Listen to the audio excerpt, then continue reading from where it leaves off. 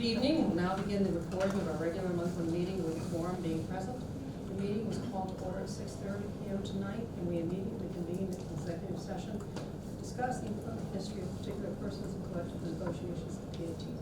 At this time, I'd like to call for a motion and second to end the executive session and return to open session. Motion. Motion, Mrs. Sargent. Second, Mrs. Graves. All in favor? Aye. And now the pledge of allegiance. Pledge of allegiance To the flag of the United States of America and to the republic for which it stands, one nation, under God, indivisible, with liberty and justice for all. Ms. Berry? Here. Ms. Boswell Davies? Here. Ms. Graves? Here. Mr. Hamilton? Here. Ms. Mitchell? Here. Mr. Peters, will mark as excused.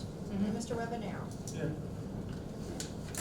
Motion to approve the agenda, removing item 7C and item 7H. So moved. Motion, Mrs. Mitchell. Second, Mrs. Boswell Davies.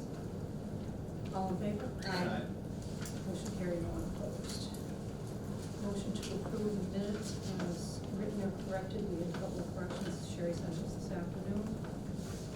Motion? Motion, Mrs. Mitchell. Second, Mr. Hamilton. All in favor? Aye. Motion carried, no one opposed. Is there anybody on what comment, Sherry? You were at the board, there We didn't wasn't, have but I'll check anything. again, yes, there wasn't any online. There wasn't anything in the email.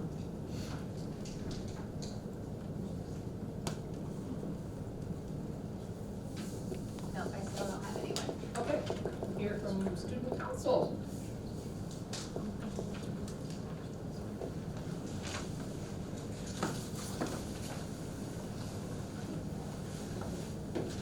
Good evening, Mr. Storm, administration, and board members.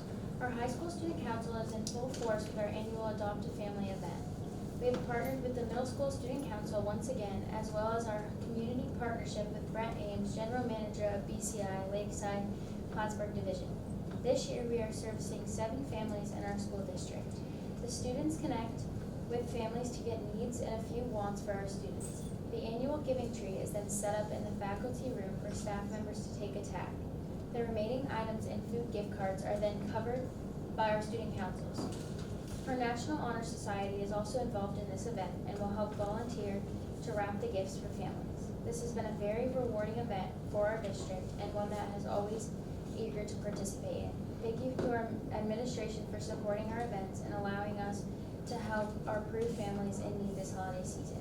We are also working very closely with Mr. Barry and Mr. Batten in regards to senior privileges here at Peru. This will be our next adventure, and I hope to have more of an update at the January board meeting. On behalf of our high school student body, we would like to wish you all a very Merry Christmas and a Happy New Year. Thank you. And to you too. Mr. Storms. All right, so to kind of piggyback on what Grayson was talking about, they're also doing a giving tree in the elementary school as well. And they're having very similar types of, needs and wants of our students, and our teachers and staff are selecting from that trees. There are multiple locations in the school, so that's exciting. We also have, we had our parent conference in November, and we had great turnout across the district for parent conferences now.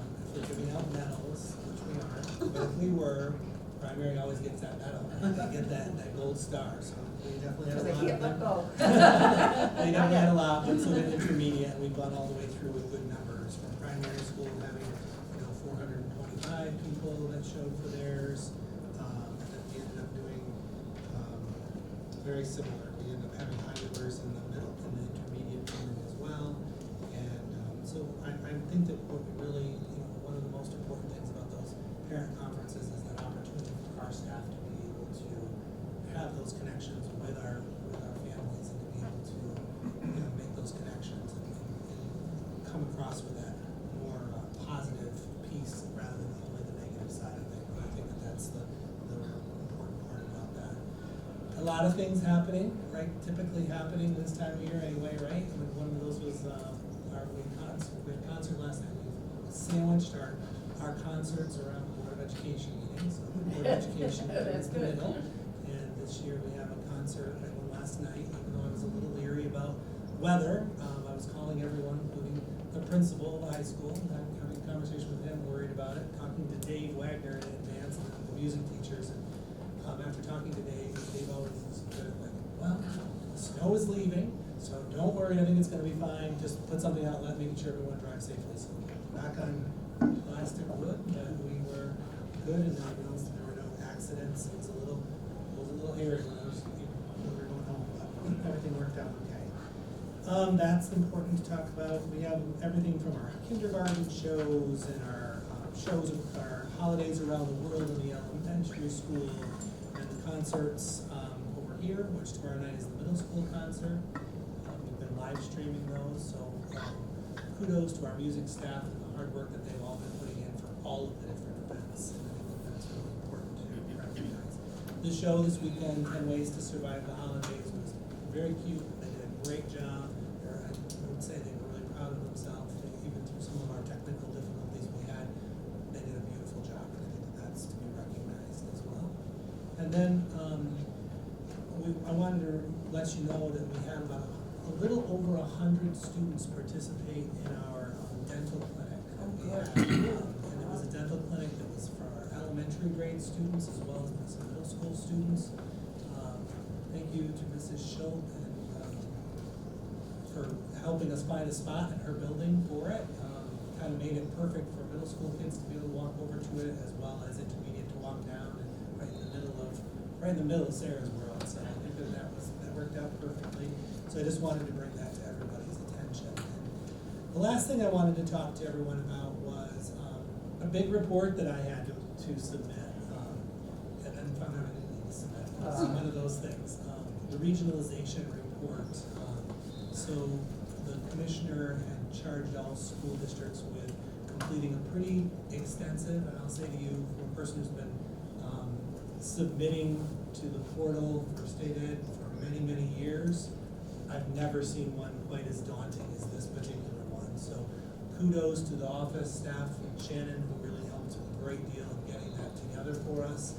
And we worked on a long time trying to get all of our information there, because really what the state is looking at is ways that school districts can regionalize. It's the regionalization report, and what they're really trying to do is figure out ways to benefit your school district by working together with other school districts. It's very controversial across the state right now. Long Island schools have sued the commissioner directly, and then things changed a little bit, and we were told that we had to have it done by July 6th, that it could be submitted, and then I submitted it early because I was trying to be on top of that, and when we were told that you didn't have to submit it, but it's highly recommended that we submit it. So we are still working as a region to really have some conversations. I'll be going to a class on Thursday and Friday. We'll be working on this a little bit more with Dr. Davey and the other superintendents in the area. We're talking about ways we can create a regionalization plan that supports schools and doesn't take away from our schools, and that's a really important aspect of it. There are schools in the North Country that are worried about it, really are worried about it, and I think it is, we've been told that it's not an effort to merge schools. I hope that's the case, and I have expressed my concern about some of it. I was just in a conversation with Josh Meyer, the superintendent in Poquet Valley, and one of the things we talked about was that ability for schools to not try to impact their local school too much, but also do some things that our schools are struggling with. For example, he was talking about the fact that in his school, it would be nice if he's struggling with some maintenance work, being able to get some maintenance work done. And if another school or a larger school, for example, Peru, I'm not saying Peru's gonna do that, but as a school the size of Peru, they were able to also reach out to our buildings and ground staff and say, hey, has anybody here wanted to work overtime and work down in Poquet to hang, for example, smart boards or do those types of things? So I think if we can really try to capitalize on those things that aren't totally changing the fabric of our own local schools, that's an important aspect of this. So I just wanted to bring that to your attention, that I have submitted that for Peru. Not everyone in the region has submitted theirs. Some are around because they hadn't submitted at the time that it changed. They're kind of contemplating that a little bit. But I'm pretty confident that I'll keep you abreast of what's happening. I'll keep you informed, but I just wanted to recommend that. Because now the commission says it's voluntary. She says it's voluntary. No, not Yeah. that you have to. It's encouraged, but Yeah, voluntary. yeah. So, Beekman, I did talk to many of the superintendents in the region.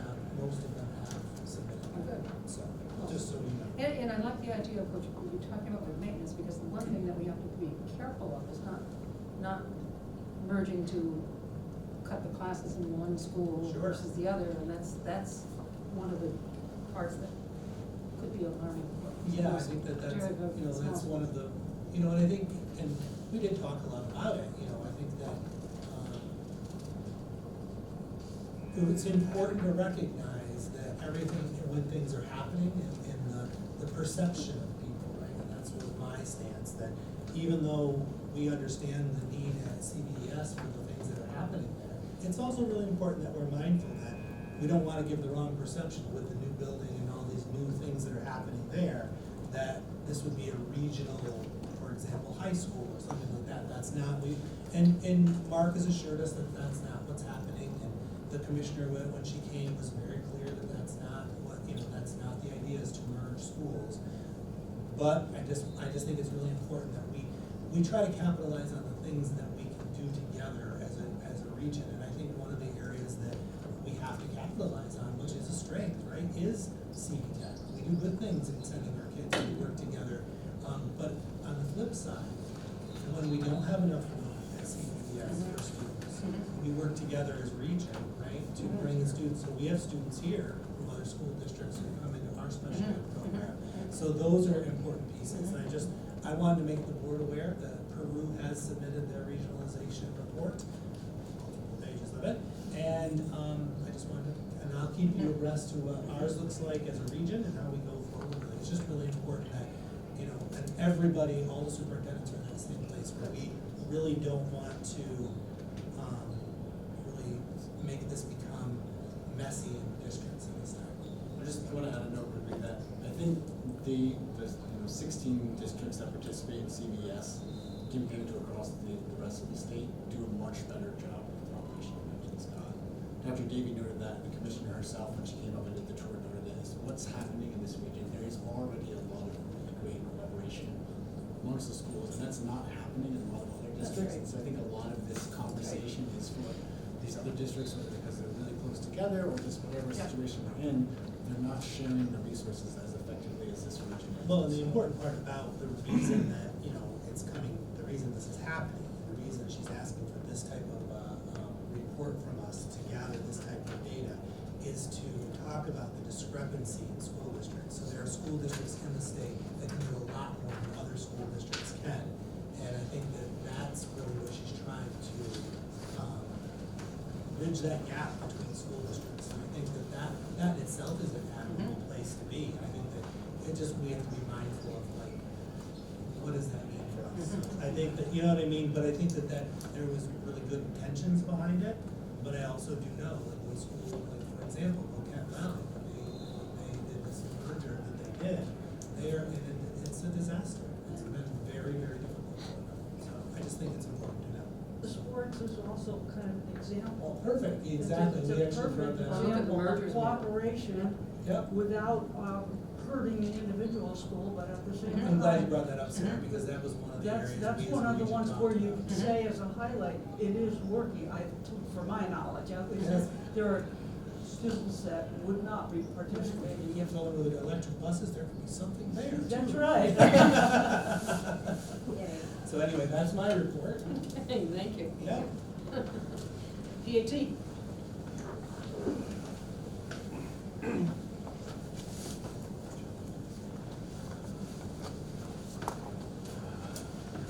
Good evening. I won't touch this because I don't want to mess things up. So it's kind of interesting, you talk about the regionalization. I attended the NERCTA meeting last Tuesday, and our guest speaker was Dr. Catania from the Board of Regents, and he touched on the regionalization a little bit. He wasn't real concerned about it in this area because he did make note, that in this area we do a good job of utilizing and sharing resources. But a couple of things he did talk about, I do think are going to create a lot of changes.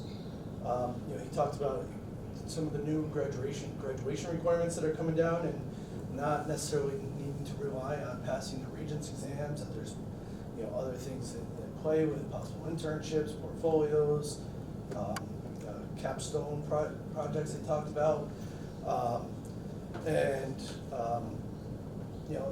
the new APPR. We got an update on that and how the state is opening the portal in December so that districts can start to have conversations. We mentioned it to Mr. Storms yesterday in our monthly meeting. Instead of waiting until, I think the original timeline we were given was like March or April, we might be able to start having some discussions earlier, which I think is going to help a little bit with morale, with the teacher evaluations, and the possibility of some of the changes of not having, the test scores attached to our teacher evaluations, and the possibility of looking at the different plans that are out there, or scenarios of possibly getting back to the self-reflections that we used to be able to do every 2 out of every 3 years. So we know there's a lot of discussion to come up, but I think there's going to be a lot of change that we could be facing here at Peru. I know PAT we're eager to work with our administrators in the district to make sure that those changes are smooth. It's a smooth transition. And I just think that the way we're going to be able to do things within the school is going to be very different to some of the old people like me. You got to prepare them for the Regents exam and the state test, and they got to pass these 5-6 Regents in order to graduate. I think it's going to allow for some more creativity within our staff and within our faculty and staff. So I do look forward to that. The other thing, last week I sat in a meeting with Amy Campbell. We discussed next year's calendar. Next year's calendar looks fairly clean compared to the 26-27 calendar. We're probably going to have to start before Labor Day again, and we still, with some of these new holidays they've added, still may not reach our minimum school days. We'll reach the 180, but we may not reach our contractual 185. So it's going to be interesting to look at some of that. I think we have people in PAT that are gonna, now with the calendar, with the other things, that are really going to make a difference and really see a difference in the students. I do want to touch on some of the things that Grayson already mentioned, and I think Mr. Storms mentioned too, just a lot of the positive things that you see around the district with our PAT faculty. I think in the middle school, they did Thanksgiving baskets. We've got the student council doing, I think there's 7 families that I read. So they're sponsoring 7 families with the giving tree and stuff like that. So I do, and I'm going to say I do not know what they're doing in the elementary, but I do know they are doing some things. And again, I think just the way that things that the faculty and staff in this district does for people around the holidays really does make a difference. So I know PAT will keep up those traditions over the years, and want to wish everybody happy holidays. And Mr. Hamilton, Juan Soto, good signing. Hopefully good one. All right, thank you. Thank you. Yes. Sorry. It's very nice to see in the community, even out in the community, the family that's collecting all the things in a truck, filling the truck, or foster kids and so on. So it's a wonderful thing. I think our community is pushing it, and it shows it with all the things the school does and the community. So one of the things I did mention was definitely pretty impressive, the number of parents and the amount of books that were sold at the book fair. Oh, They just oh. had a book fair event in the elementary school, up until the matinee of the show the other Oh, on nice. Saturday, and they did a lot of books, right? Didn't you guys sell quite a few anyway? It looks like, we don't have the record, it's suspected to be the highest turnout in That's many great. years, but we'll get those final confirmations. That's awesome, thank you very much. That's nice, and you get, in return, you get books to put in the library or what. That's nice, nice, thank you. Parents took it up, took that advantage to be able to get things for the holidays. Great. Okay, administrative. We have our Sports review. sports review. Good evening. We're allowing her to do one. Not a big one again, that's too much. I don't like standing behind this, but I sent the PDF instead of the actual presentation, so I have to. So this fall, we had about 300 athletes between modified and varsity level, which was up about 11 kids from last year. So an increase in our numbers, which is pretty awesome. So we're gonna kick off with, should I just scroll it? Oh, there we go. We're gonna kick off with boys varsity soccer. They had an absolutely incredible season. They finished their season undefeated. They had just exceptional talent, teamwork. They were just really fun to watch. They were CVAC champions, Section 7 Class A champions, and they were a NISVA Scholar athlete team. They lost an absolute heartbreaker in sub-regionals to a very good Shelmont team, but it was a great time watching them, and they represented our school very well. They had multiple all-stars. Shannon Edwards, Nick Petro, Spencer Davies were first team. Colin Powers, Connor Parati, and Nolan Miner were second team, and Matt Armstrong was named Coach of the Year. So those are some very big accomplishments. And before I get going, I will say that all our teams this fall were NISVA Scholar athlete teams, which Wow. means they had to have a team average of above 90. My goal is that we can get winter teams there and get the spring teams there, and then we can be a distinguished school with NISVA and get a big plaque for our school. That's my hope. We're gonna get there someday. So then girls varsity soccer, they had a really good season. Their record wouldn't reflect it, but they were so close to being a 500 team this year. They were much improved. They had, really good hard work, dedication. They definitely had a young team, which is going to persevere in the future. Again, they were a scholar athlete team. They had a first team all-star Reese Dubry, Violet Berry, Maggie Garrow, and Megan Coral were second team. And this is a really good all-star selection because in the past those numbers have been down for girls soccer, so it's really nice to see us get more votes for our girls. Girls cross country, they were awesome this year. By default, unfortunately, they were the Class A champions, but we're going to take it because they get to have the little teardrop plaque. And with that, they actually got to go as a team to states in Glens Falls this year and represent us. Maddie Welp was the individual Class A champion. And then we had all-stars for them were Eleanor Garrow, Grayson Pandoff, and Maddie Welp. And then they had an honorable mention of Meredith Welp, who's only in 7th grade, which is pretty incredible. And they do a NISVA sportsmanship winner for cross-country girls, and it was Grayson Pandoff. So next time we see her up here, we can congratulate her on that. It's a big deal. Boys cross country, they had a great season, and I will say their numbers were good this year, which is a huge improvement. We were a little bit worried about where boys cross country was going to go because our numbers have been down there, and they had a lot of new faces come out, and they were really successful. We had Michael Welk as an all-star and Brendan Peters as an honorable mention, and they had Sean Rose as their sportsmanship winner. So it'll be exciting. They had awesome modified numbers for both boys and girls cross country, which hasn't happened here in a while. And so I think that's going to keep this program strong and growing. Girls swim. They had a fantastic season. They had a new coach.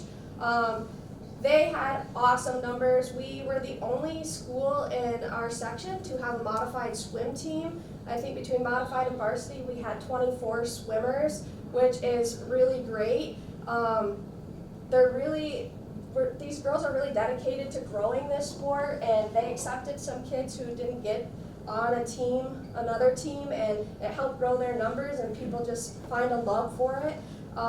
Mia Coupel and Helena Portick, who is from Saranac, they merged with us for girls swim. They were all-stars and both represented Peru in the state meet. And Maddie Mira was named swimmer of the meet at the sectional event. So then boys football. They had a good season. They lost a lot of kids, and they probably weren't as happy not winning a Class A championship, but it's okay. We had a really tough battle with Beatmantown in the Class A championship team, but we have some really good honors here. Elliot Supley was named Defensive Player of the Year, and he was also named Lineman of the Year, which is a pretty big accomplishment, and he is a senior. He's right there, number 50, and I think our football program is really going to miss his leadership and dedication. First team defense was Elijah Hendricks, Gavin Theriault, Elliot Supley. Second team offense was Jake Perchette, Sawyer Schlitt, Chase Carpenter, Gavin Theriault again, and Maggie Garrow. It's kind of cool to see a girl on there. She's the kicker on the team. And then second team defense was Wyatt Bridges and Chase Carpenter. And then honorable mention were Ian Lemoy and Owen Smith. We did have a merger with NAC, and we received outstanding feedback about our football program from the NAC families that joined us, and they didn't have anything but positive stuff to say. And Coach O'Connell was awesome. They invited him to their sports banquet 2 weeks ago, and he actually attended and spoke about their football players, so to include them in their school banquet. So I thought that was a very nice gesture of him to do. And they are hopeful to come back to Peru next year and join us again. Cheer, they're always the highlight of the football game down, cheering for our boys, being positive. I say this year they embraced a fresh look. I had made a recommendation to them last year that why don't you guys purchase these football jerseys that are meant for cheerleaders. I said a lot of the other schools are doing it, and they were so excited about this opportunity to be able to have them. They're sporting them in that shirt. It's like a replica cheer jersey, and they loved having it. They felt a lot more comfortable in it, and were able to do more things. So they really embraced their new look and had a blast. Girls volleyball, they were in a situation like the cross-country team. They were our Section 7 Class A champions. They lost a really tough sub-regional game to Messina. It was really close, back and forth every set. They were a NISFA Scholar Athlete team. Natalia Gushlaw Merville was their first team All-Star, and then their second team All-Star was Sierra McLaughlin. And if you guys know Sierra's story, it's pretty incredible that she was back on the volleyball court this year and did what she did. And then we had Vanessa Lawyer as their honorable mention. And I have to give a congratulations to Coach Marianne Lake on an outstanding 13 years of coaching volleyball at this school. She did announce her retirement to me, so she'll be passing on the program, but she has done a tremendous job here and really has built the volleyball program to compete at a high level. Gymnastics. They graduated almost their whole starting lineup, but they had some younger kids that rose to the occasion and stepped up, and they shined brightly. Several of them are going to represent us at the state meet. Gymnastics, we need our numbers to grow a little bit more, but it's not just here, it's a whole region thing. So we're hoping that we'll see some improvement in those numbers. Ella Labarge, Aubrey Narducci, Hannah Giroux, and Sienna Coolidge, they will be representing Section 7 in March at the state meet in Buffalo. And that is it, but I would like to give a couple of shout outs before I step away. One is to our buildings and grounds crew. I think they did an outstanding job this year, making our facilities look amazing. And the 9 years that I've been at Peru, I don't think I had a single complaint about a crooked line, and I think that has a lot to do with the robot that we purchased. but the mowing, like, why aren't our fields mowed? Like, it was just outstanding to be out there and see fresh cut grass. The sidelines, the edges, weed whacked, and I really do have to give them, they're great to work with. Ron checks in with me, and he just never bats an eye to any requests that we have for athletics, so I really appreciate that. And then the second shout out I have to give, this one's a pretty incredible one, not sure how many people are aware of this. At the championship football game, about 15 minutes before the game started, there was a spectator that went into cardiac arrest on our sideline at the football game. He was up in the bleachers. Some of our Peru fans, spectators, were able to move this gentleman down to the base of the bleachers. And Josie Hart, our school nurse, who's also our varsity girls cheer coach, her and Amy Dermody, who was event staff at the game, they sprung into action with some other individuals. Amy helped coordinate getting people away, moving, and Josie sprung into action with initiating CPR until an AED arrived, and they were able to save this guy's life because of their actions, and he is on the road to recovery at this point. So I think that's a well-deserved shout out for them. So that's it. Somehow we gotta shout that out somewhere. There's a lot of people that helped, and it was hard to get everyone's names, but I just knew our people, so it was pretty incredible to watch it unfold. So thank you. Thank you. If I can just, because I was an official on that game, to see the people from Peru and what they did to help this gentleman out, and his son was there watching all of this unfold, so to see what everybody did, I have to echo what Amy said, phenomenal. And to have some of our own PAT and, staff there to help out because of the training they've had through school, is just unbelievable. Maybe that shout out ought to be in the next stars there. Our little star, what do we call that? The two spotlight, yeah. Yes. Yeah. I think the community to know that, that's amazing. Yeah. Nice, thank you. Thank you very much. Okay, onward. Reports and communications. Are there any questions, discussions? Can we discuss 6F?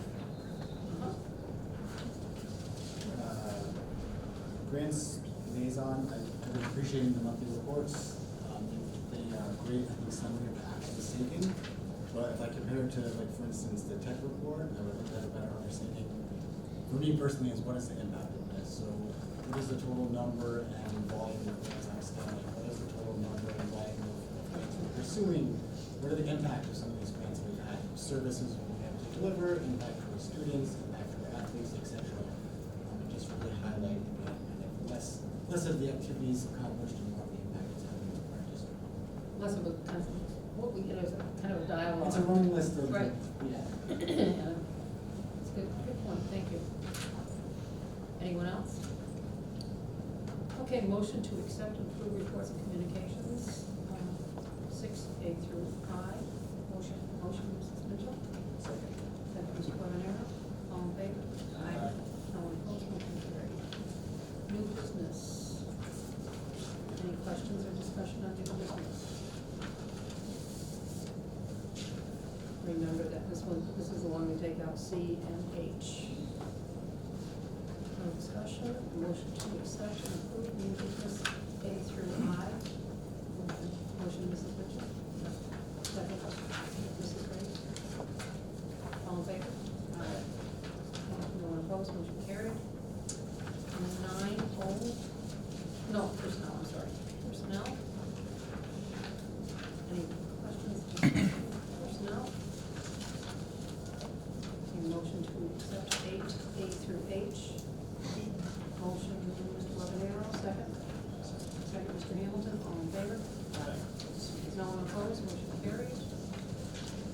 Okay, now 9, old unfinished business. This one we need to take a look at. There was a motion to conduct a second reading and adopt the revised policy 5151 on homes, children, which Ms. gave us lots of direction on that. Yes. Any discussion, questions on that? Okay, motion to accept and adopt that revised policy 51. Motion. Mrs. Mitchell, second. Mr. Barbonaro, all in favor? Aye. And motion carried, no one opposed. And public comment follow-up. Received the reports on the public comments last week. We had, last month we had some AD kids unplugged here, and then also one of our coaches with concerns. And Mr. Damiani met with the group, and we received the report, he's going to continue. And then Marshall took care of some things with the coaches with the locker room, so. Yep. I think we're underway, and we're hoping that some more people that came and talked about technology, come back to our January meeting with some more thoughts, and we'll keep you informed of those types of things where we are. And I did ask them to do, when we do have a comment like that or concern, I will reach out to the administration in the future too, to have a report done. If there's any additional questions that the board has, I'm happy to answer those. The good work by both groups have been done quickly, right after the meeting, so that we're able to address some of the questions and concerns. being part of the technology tech vision committee, I felt that the questions they asked could be easily answered by Mr. Damiani, because we have been working on it for so long. One question, that 80 kids unplugged, is that just a group in our area, or is it all over Clinton County, do you know? It's the collective of that group. So it's just a local. Local Peru group? That group of folks have been working together for several months. It started as a book club, they started talking more and more about it, and then they just wanted like a name to identify themselves that would be a list of. But it's just our local district and Plattsburgh? It's a bunch of Peru families, yeah. And Plattsburgh, and then I think there's actually a couple parents from Saranac. Okay, just curious, I checked Facebook, they were on there, and usually something like that is on there to make people aware of things, and it wasn't on there. And I didn't see any website on it or anything. Yeah, no, it's a very. Informal group, okay. Just curious, that's all, okay. Just related to that, I think, one of the concerns they raised was our one-to-one policy, and that's something I think that we should, as a board, revisit for our youngest grades. I think it's great that, our middle school and high schoolers all have access to devices. I don't know that it's the right thing for us to have, the lower grades, our primary students having one-to-one access to devices. I think there's, especially when you do some of the research on the best way to embed this technology into classrooms, it's more about group learning. And so I know that in the past we've talked about really striving for that one-to-one ratio, but I do think, again, this for a January conversation we have more broadly is, what do we set as a policy of what we're striving for at different grade levels based on some of the research that's coming out about this? Well, I think that goes back to the Tech Vision Committee to have them give us more information on it, not just us. The Tech Vision Committee has a lot of people who are Secondary experts. yes, on that, and I think I think we're almost due for a committee meeting. Yeah, we'll be due to write 3 more goals, and then it'll be up to the district and the committee to establish what those And goals we can were. start talking about that, to present to the So, board. good conversation. Is the technology committee also responsible for our cell phone use policy? Or what? Cell phone use device policy? Or is that? Not in the past, no. I haven't done that. So that's a second area that I would like us to revisit. I know that we've taken some steps there to, I would say, limit device use during the day. A lot of other districts in our area are outright banning them, and I think that's a conversation the board should have. I know that we spent a lot of effort to eliminate vaping from our classrooms, but if you look at the impact vaping has, there was 68 deaths in 2021 from vaping versus over 6,000 suicide attempts from stress related to device access. And if you contrast the impact of this like mental health crisis and suicide rates of students exposed to 1 hour of technology a day versus 1 hour plus, it's a 70% increase in the likelihood that they will attempt or think about suicide. And so this is a very real epidemic that's facing us that I don't think we're given the due attention that we've given other things that we know are health concerns.